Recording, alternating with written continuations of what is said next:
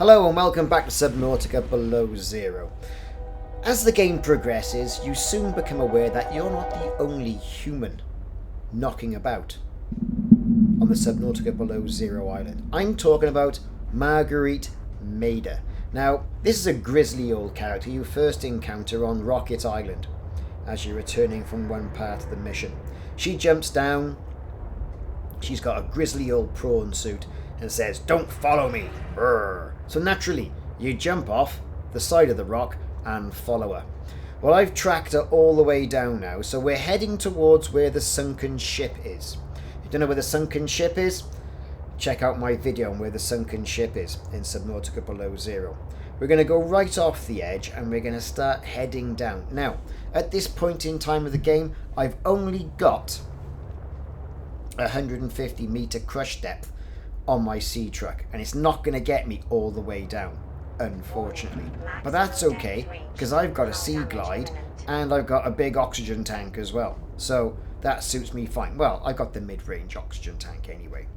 We're going to navigate ourselves over to where this arch is. We're going to get out of the sea truck, because we want to go damaging that, because that's quite important. And we're going to head on down. Very important here that you've got space in your inventory to pick up any items. Right the way down through this lovely undersea archway, and there's going to be sea monkeys running around, and we all know what a right pain in the bottom they can be. So as you go down, you're going to turn around back on yourself and you see some alien containment items. Now, this is all well and good. You can scan these, but look out for those sea monkeys, because as you can see, they're going to run off with some of my things, and they've run off from my scanner. I'm going to go in hot pursuit after him and give him a slash with my thermal knife. He's dropped my scanner and run off with his monkey tail between his fins. So I'm going to pick up that scanner now, because let's face it, where I'm going, I'm really going to need it. Keeping an eye on those sea monkeys. Again, more of them are after it. There's that scanner again. They're constantly after my scanner. Anyway, moving on background, you'll see a glowing cavern and lots of sea monkey nests. Worthwhile scanning those. Always going to be lots of swag in there. And let's face it, who doesn't like a bit of swag? Exosuit thermal reactor module. Ooh, an exosuit thermal reactor module. And we know there's an exosuit now. So we're carrying on going around that corner. Keeping an eye as well where the old sea truck is, because we can recharge our air there. So we're going to just pop back up there quickly. We're going to replenish our oxygen supply. I haven't yet got the ultra high capacity tanks, which give me something like 217 units of air. I'm still stuck on the good old high capacity tanks. And with that then, it's time to get back down there. Again, avoiding the sea monkeys, using the sea glide to get where the sea truck won't go because of its depth, its crush depth. I haven't got any additional modules yet. Turn round on ourselves. Carrying on through the cavern. We're passing the strange alien pods. Now, interestingly enough, you scan alien technology and then you get a bounty paid to you by Altera. The Vespa will dispatch some items down to you in a parachute drop pod, which is very interesting. I've had some ion charges, which then become blueprints. Picking up some of those gel sacks, always worthwhile having some of those. Make aerogel with those. Falling towards that strange glowing cavern. And there it is, you can see the base. There is Marguerit Maida's base. Lots of stuff you can get in there and get scanning with, but more importantly, there's a moon pool. And if you were looking for the moon pool fragment, then folks, there you've got it. There's her grisly old prawn suit. You can just make out. Of course, it's all dark, minimal lighting. Not as nice and swanky and flash as our lovely new Altera base. This one hasn't really been looked after, hasn't been scrubbed down with sugar soap or whatever it is. And there again, you can scan the old moon pool fragment, and you get the moon pool blueprint as well. And a quick nose around, seeing what else I can scan. Nothing there. Couple of boxes. Just window dressing, really. You can't even scan that prawn suit for a prawn suit fragment, which is a lost opportunity, I think. I think that could have been a good, you know, make it a couple of fragments. You could have scanned that, you'd have been straight in there, in like Flynn, and then that would have been a bit better of the story. Make you force yourself down to Marguerit's base. So we've got the moon pool fragment. That's great. As you can see, there it is. And all the stuff that we need there. And also we've got the sea truck modification station, things like that as well. Now there's a host of items in here that you can collect. So keep your eye out and keep that scanner ready. So it's a good job the old sea monkeys didn't get into us. Now, here we go. There's a code.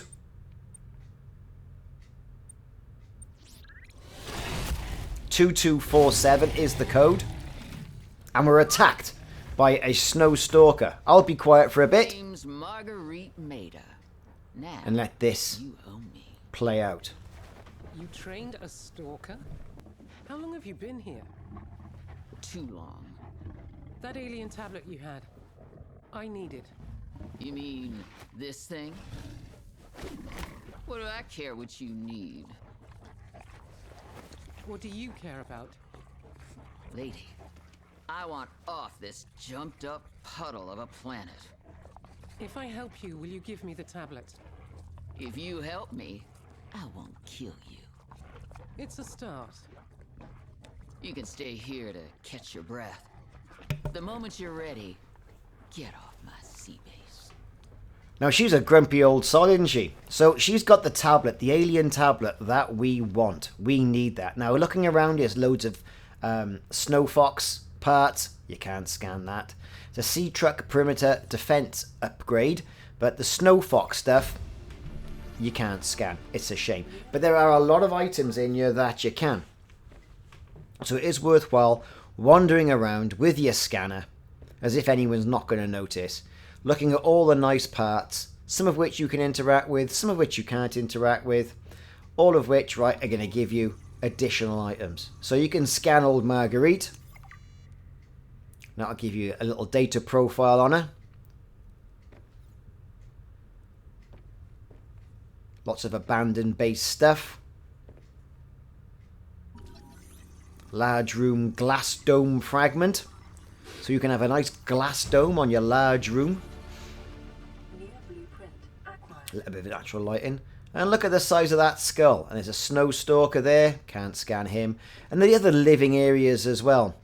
So there's a large room fragment. Base large room fragment. And so therefore you can put a glass roof on it. So bigger rooms are now yours.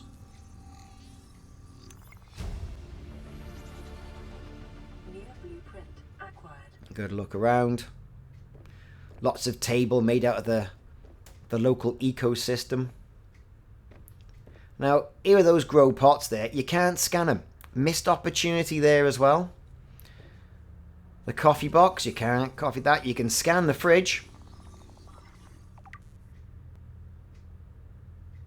But then you can't open it, which is a shame. That lovely table, you can't scan that either.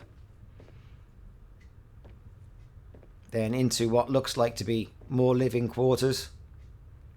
Items that are teasing you at the med kit you can't pick up. Her makeshift bed. Broken shelves. So a lot of window dressing in this section.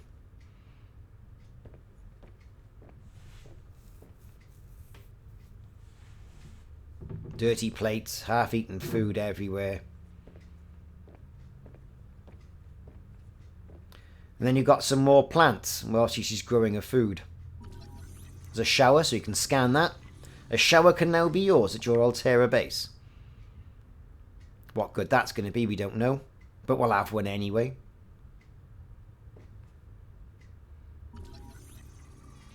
A toilet. Now, what survival game would be a survival game without a Kazi, without a toilet? So now you've got a toilet. Sinks.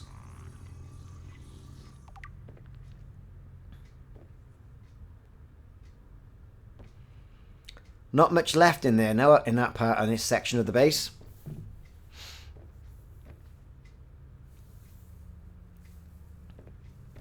can't pick those up. Back to do a final sweep now, just to make sure I haven't missed anything.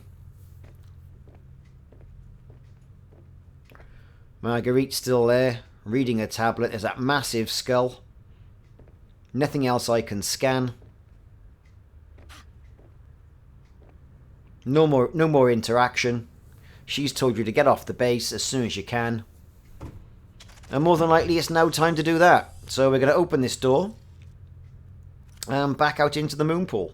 And then back out and on our merry way. So quite a few things to scan there. Quite a few things to progress within the storyline as well. This is Marguerite's hidden base. You get the moon pool. You get the large room. You get the large room glass ceiling.